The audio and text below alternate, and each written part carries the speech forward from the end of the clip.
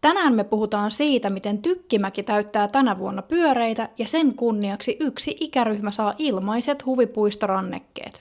Mä oon Annukka ja tämä on voise.fi. Tykkimäen huvipuisto täyttää tänä vuonna 40 vuotta. Eli Tykkimäki juhlii siis tänä vuonna pyöreitä ja avaa myös uuden koko perheen vuoristoradan, joka kantaa nimeä Pohjolan Express. Laitteeseen pääsee huoltajan kanssa jo 100-senttiset lapset ja ilman huoltajaa pituusraja on 120 senttimetriä. Huvipuistossa on siis nyt lähes 40 laitetta, peliä ja aktiviteettia.